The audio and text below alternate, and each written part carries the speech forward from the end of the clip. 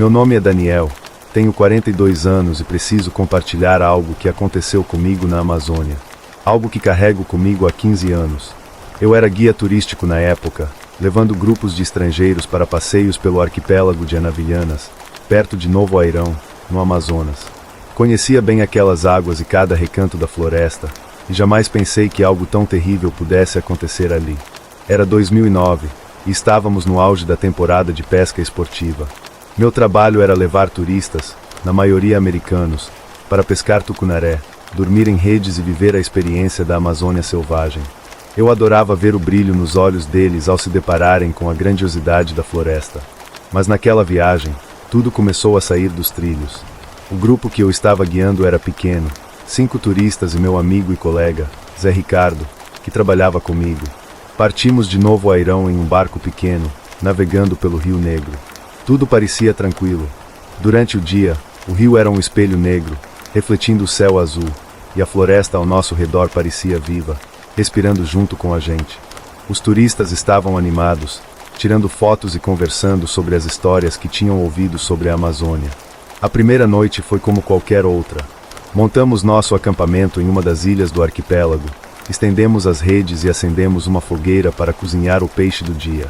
Nada fora do comum, exceto por um som distante que notei logo depois que o grupo foi dormir.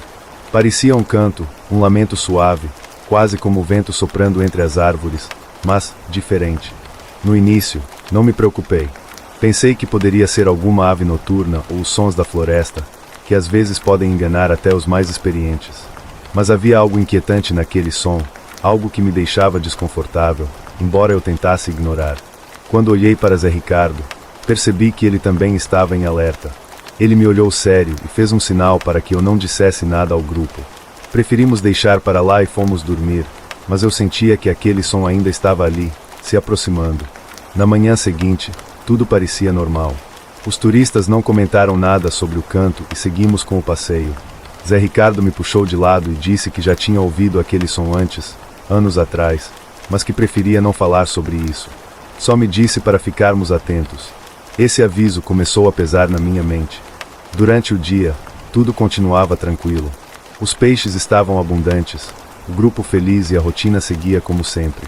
Porém, quando o sol se pôs e a escuridão tomou conta da floresta, aquela sensação de estranheza voltou. A noite trouxe consigo uma calmaria que não parecia normal. O ar estava pesado e a sensação de que algo estava nos observando aumentava a cada minuto. Na segunda noite, o som voltou, mais alto, mais próximo. Era o mesmo canto, a mesma melodia triste e perturbadora. Desta vez, não consegui ignorar. Acordei Zé Ricardo e perguntei o que ele achava que era aquilo. Ele olhou em volta, visivelmente nervoso, e me disse para preparar tudo caso precisássemos sair dali rápido, mas não quis me explicar mais nada. Eu não quis insistir, porque algo dentro de mim dizia que ele sabia o que estava prestes a acontecer. Na manhã seguinte, mais uma vez, não mencionamos nada aos turistas. Seguimos viagem, agora com o clima mais tenso entre nós. Zé Ricardo estava mais quieto que o normal, e eu já estava começando a duvidar da minha sanidade. Será que era coisa da minha cabeça? Talvez a exaustão, o isolamento na floresta, estivesse mexendo comigo. Foi na terceira noite que as coisas desmoronaram de vez. Paramos em uma ilha mais afastada, cercada por árvores altas, com uma sensação opressiva. O silêncio daquela noite era anormal. Nada se movia, não havia som de animal, nem o farfalhar das folhas ao vento. Era como se a floresta estivesse nos observando, esperando algo acontecer. A sensação de ser observado intensificou-se. Enquanto o grupo dormia, ouvi o canto novamente, mas dessa vez ele era mais forte, mais claro. Era como se alguém estivesse à beira do rio, chamando por nós. Fui até Zé Ricardo, que já estava de pé, olhando fixamente para o rio. Quando me aproximei, vi o terror nos olhos dele. Ele não dizia uma palavra, apenas olhava para a água até que eu a vi. No meio do rio, flutuando como se fosse parte dele, estava uma mulher. Seu corpo brilhava sob a luz da lua, com longos cabelos negros espalhados pela água. Ela cantava aquela melodia e seu canto parecia invadir minha mente, me puxando para a margem. Nunca senti tanto medo na vida. Seus olhos eram escuros, vazios, e seu sorriso causava arrepios só de lembrar. Ela começou a se mover em nossa direção, flutuando suavemente pela água. Não havia som de movimento, apenas o canto. E quanto mais perto ela chegava, mais difícil era me mover. Eu queria correr, queria acordar o grupo, mas parecia que meu corpo estava congelado, preso por algum tipo de força invisível. Zé Ricardo pegou o facão e começou a rezar baixinho, como se tentasse afastá-la. Ela parou por um momento, e seus olhos vazios se fixaram em nós. Foi nesse instante que senti que, se ela chegasse até nós, não haveria mais volta. A mulher estava tão próxima que eu podia sentir o frio emanando dela, como se o próprio rio estivesse congelando ao seu redor. O ar ao meu redor ficou pesado, quase impossível de respirar. Eu tentei gritar, mas minha voz parecia presa na garganta. Era como se ela tivesse o poder de me silenciar, de me paralisar completamente. Zé Ricardo, tremendo de medo, pegou um punhado de sal da sua bolsa e jogou na direção da água, enquanto continuava a murmurar preces que eu não conseguia entender. Por um breve instante, a mulher parou. Seus olhos escuros brilharam e a expressão no seu rosto mudou de algo quase sedutor para uma raiva pura. Ela abriu a boca para gritar, mas o som que saiu não era humano. Era um grito agudo, distorcido, que parecia vir de todos os lados, reverberando pela floresta e pelo rio.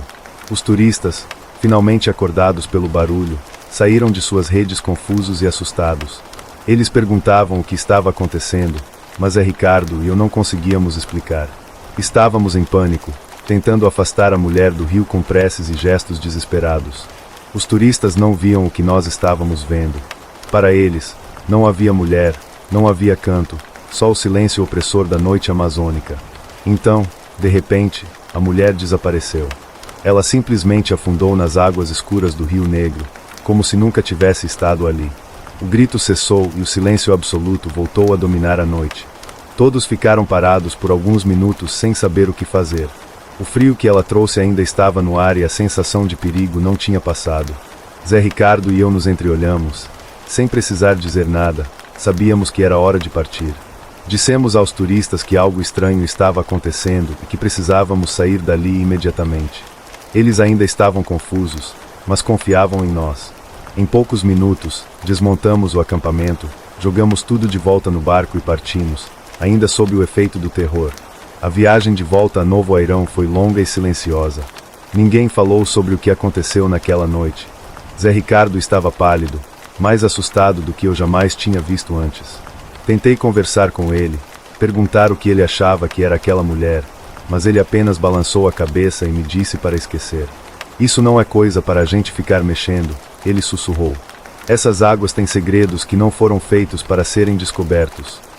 Quando chegamos a Novo Airão, deixamos os turistas no hotel sem entrar em detalhes. Eles sabiam que algo tinha acontecido, mas não sabiam o que, e talvez fosse melhor assim. Aquela noite continuava fresca na minha mente, mas eu estava determinado a seguir em frente. Porém, algo dentro de mim mudou depois daquele encontro. Por semanas, tive pesadelos com o rosto da mulher. Seus olhos negros, vazios, me observavam nas sombras enquanto eu tentava dormir. Eu ouvia seu canto todas as noites, mesmo longe do rio. Toda vez que me lembrava do frio daquela noite, meu corpo tremia, como se ela ainda estivesse por perto, observando, esperando o momento certo para voltar. Tentei buscar ajuda. Passei por várias sessões de terapia, procurando algum tipo de explicação racional para o que aconteceu, mas nada funcionou. Alguns terapeutas diziam que foi fruto do estresse, da exaustão, que meu cérebro estava pregando peças em mim.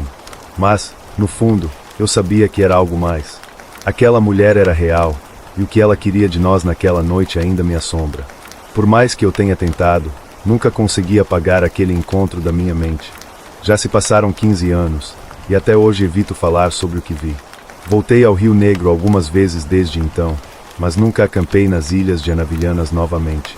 E sempre que ouço uma história sobre a Iara, a lendária sereia das águas, me pergunto se foi isso que eu vi naquela noite.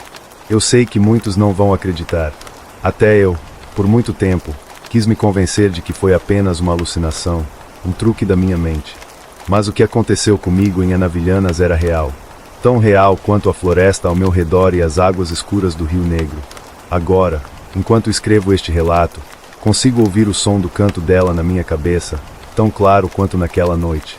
E é por isso que estou compartilhando essa história com vocês. Não para encontrar respostas, mas para ver se alguém, em algum lugar, já passou por algo parecido. Talvez, ao saber que não estou sozinho, consiga encontrar um pouco de paz. Se alguém já teve uma experiência semelhante nas águas da Amazônia, por favor, compartilhe nos comentários. Pode parecer estranho, mas às vezes a única maneira de lidar com o inexplicável é saber que não somos os únicos a enfrentá-lo. Esse foi o meu relato. Ainda carrego comigo o medo daquela noite. E por mais que tente seguir em frente, nunca consegui esquecer o que aconteceu. A Amazônia guarda muitos mistérios, mas alguns deles não deveriam ser desvendados.